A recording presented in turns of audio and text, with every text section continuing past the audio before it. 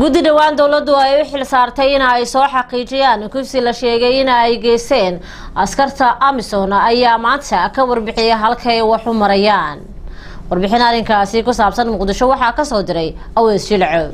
inkastoo aanan warbaahinta loo soo bandhigin gabadha la sheegay in la kufsaday ayaa haddana wasiirada horumarinta adeega bulshada ay xubno kamid ah golaha wasiirada uu heliyo wakiilka Soomaaliya u fadhiya xafiiska xuquuqul insaanka qaramada midoobay ee Geneva mudan Yuusuf Barbari waxay maanta booqdeen gabadha la sheegay in la kufsaday oo meel kamid ah Muqdisho lagu hayo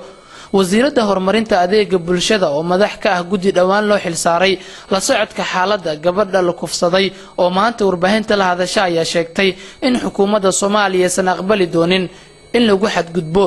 sharafta gabdhaha Soomaaliyeed waxay sidoo kale wasiiradu sheegtay in xukuumadda ay qaadi doonto talaabo cadaalad lagu horkeenayo qof walba oo ka dambeeya kufsiga gabadhaasi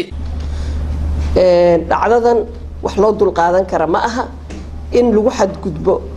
qof haweeney Soomaaliyeed cid kasta oo noqoto cid laga aqbali kara ma jirto hase yeeshee wax talaabo ah ma qaadi kartid adigoon haysanin evidence ama wax xaqiiqo adoon xog kugu filan oo sax ah oo soo ururinin wax go'aana kuma salayn kartid hadalku tiri ku teena saas darteed xukuumadda gudiyadan ay magacawday waxa muhiim u ah in xog rasmi ah oo dhab ah oo xaqiiqo ah in la soo ururiyo xogtaas marka la soo ururiyana in wadada ugu haboon cadaaladda meesha ugu sareyso lala cuskado cid looga heebaysanaya in gabar Soomaaliyeed ay ku xadgudbaan ma jirto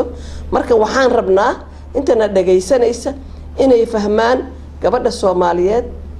sharafteeda iyo karaamadeeda waa muqaddas cid ku xadgudbi karta ama laga aqbalay inay ku xadgudubtana ma jirto waxa kaliya oo hadda gacmaha naga hayo waa inaan helnaa xog rasmi ah evidence wax evidence based aan ahayn waxba kuma xukmin kartid markaan helno xaqiiqada dhabta ah talaabooyinkii ku haboonaa waa laga qaadi doonaa waxaad horay ula socotiin in madaxweynaha dawladda federaalka ee Soomaaliya mudane Xasan Sheekh dhowr goor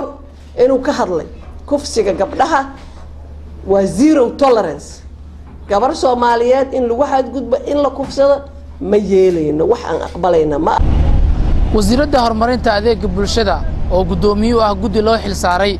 inay soo indhidayaan dhibaato loo geystay gabar yar oo la sheegay in la kufsaday ayaana sheegin ilaa iyo hadda cidda sida rasmi ugu dambeysay kufsiga loo geystay gabadhaas yar iyadoo ehelada gabadhan ay codsadeen in cadaaladda la horkeeno dadka gabadhooda kufsaday oo qaarkood la sheegay inay ka tirsanaayeen ciidamada Amisom ee jooga gudaha dalka Soomaaliya Aweys Maxamuud Jilco Royal TV Muqdisho.